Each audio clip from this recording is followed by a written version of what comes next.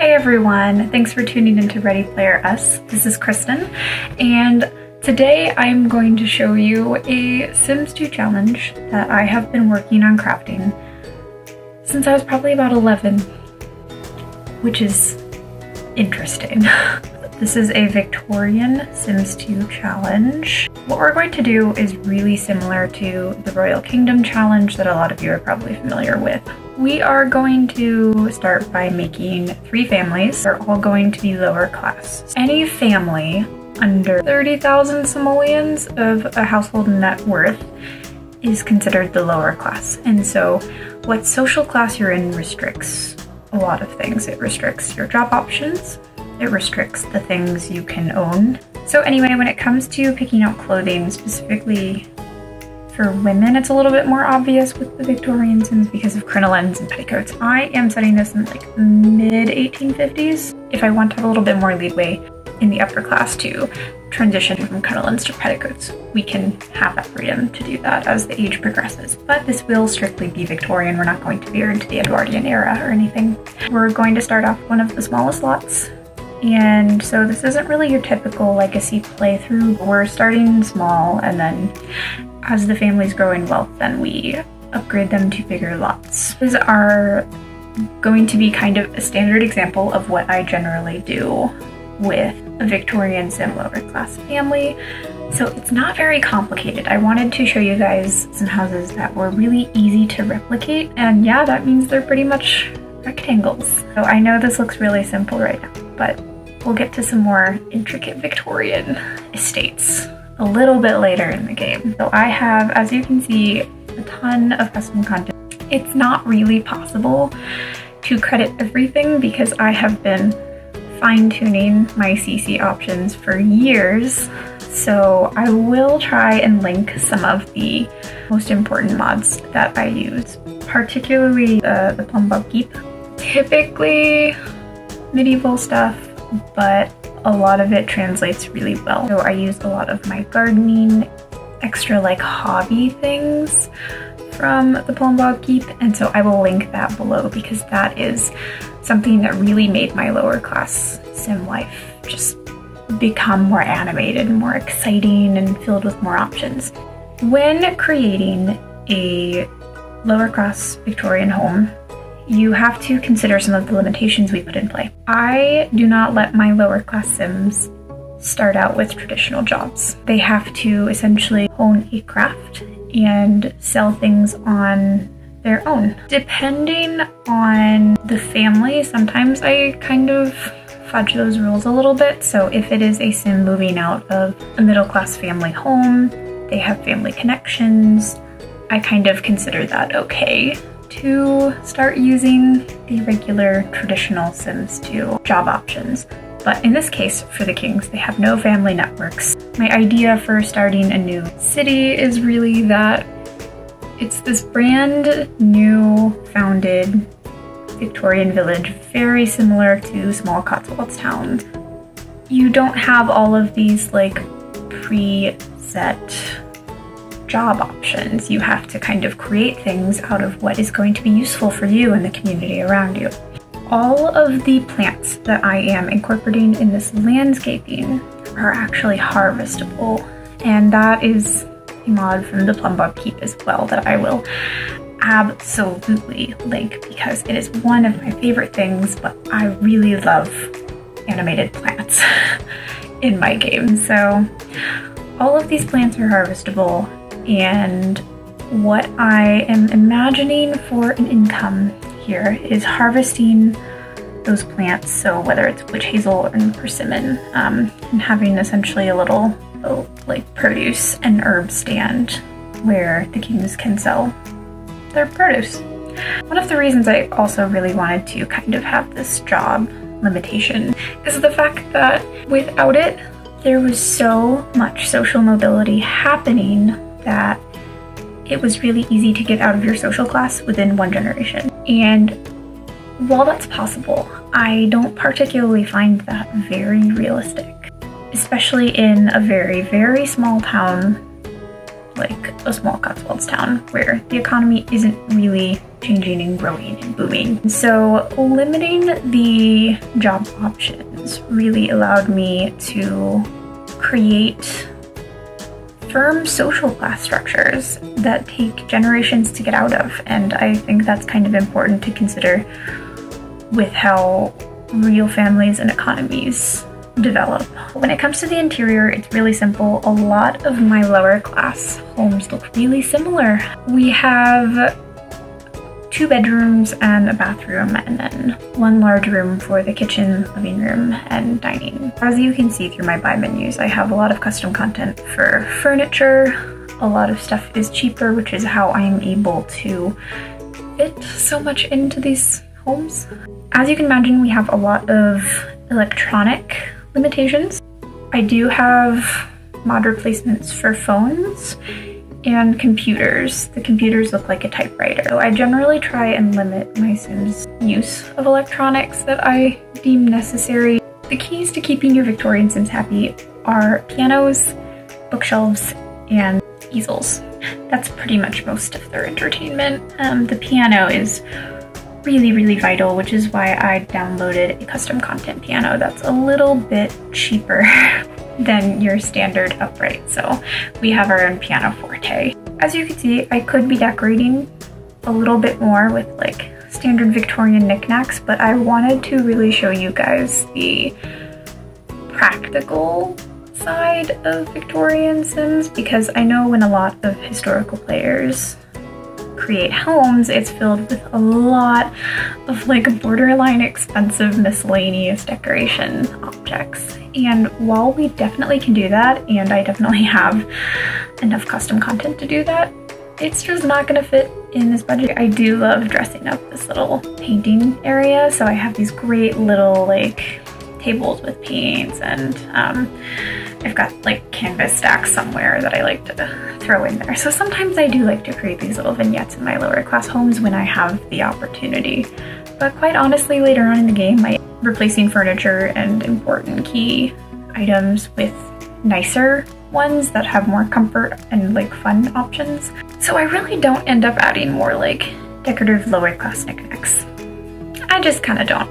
And that is going to depend on how you play the game.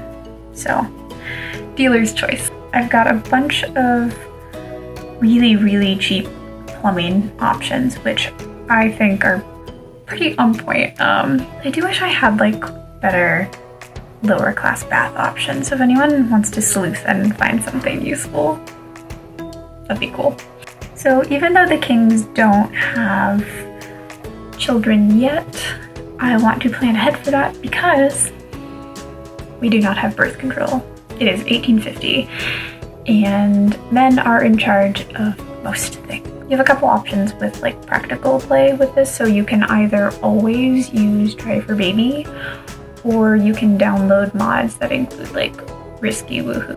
I also have a mod that allows quadruplets, which in the Victorian Sims turns into chaos very fast. I also do have mortality rates, which seems really morbid. I know. I just think it adds a really great element of unpredictability to the game. So I will use just an online random thing picker. And so I have spreadsheets. I have essentially like dice rolls at each age point. As you can see, standard lower class Victorian home. Now that the King family is out of the way, we're going to move on to our second family, the Thompsons. For the Thompsons, I am kind of imagining this family interested in wine. I've never done a winery in The Sims 2, and I'm not really sure how we can make that happen, but we're going to try because I love wine. So here for Louis Albert, I'm kind of thinking like immigrants from southern France. Well, they're not gonna have a lot of money, so they're not gonna have a lot of grapes, but it's a start. Oh, I actually am really enjoying the facial structure it just came up with on its own. That never happens, as most of you Sim players know. So we have Nellie and Louie all set to go for their adorable little winery cottage. I'm very excited about it. I'm kind of thinking like a bunch of like vine plants everywhere on the house too, not just on the vineyard, but it's fine. We'll get there. So this is going to look a lot different from the King family. It's going to be a lot smaller because we're gonna spend a lot more money on plants, which I'm excited about. Yes, I use this roof for every house that we build today. Do I regret it? I do not. I've got these really cute, like, I don't know, kind of farm inspired doors. And they're obviously matching windows, but like, a little bit too farm, you know? I just want a little bit of farm, just the right amount of farm. We're going to incorporate a bunch of these really cool like log details. They're really cheap. They're only like 1 simoleon, which is how we're gonna be able to kind of make like this interesting lattice work on the front of the house. And I really love doing this. I don't know, I feel like when most simmers discover how to like make lattice work with fences and stuff, and then you put plants on top of it, we just do it on every single house. I think we all go through that phase at some point in our life. It's a good phase. We are going to throw in some plants here. I'm really feeling the wisteria, so we're gonna have some wisteria here, a little bit of lavender, and as you can see, I've got a bunch of like vining wisteria that you can put diagonally and stuff. So unfortunately, I spent too much money on the wisteria. It's like 300 simoleons per plant. We'll delete some of that. It's fine. Here I said I wouldn't spend all my money on plants. And here we are. But okay. I've also got these really great pots. These were also from the Plum Bob Keep that you can actually put harvestable plants in. And I am very excited about those. So we're not doing like a traditional garden, but I think I'm just gonna like throw a cabbage or like a turnip or something in there. Just for fun. I think we're gonna do the great plants last, just to make sure we have enough money to actually furnish the house. Because otherwise we won't, and I'll put thousands of grapes on this tiny, tiny lot. Yeah, as you can see, we're just gonna kind of skip through it because this looks pretty much exactly the same as the King's house.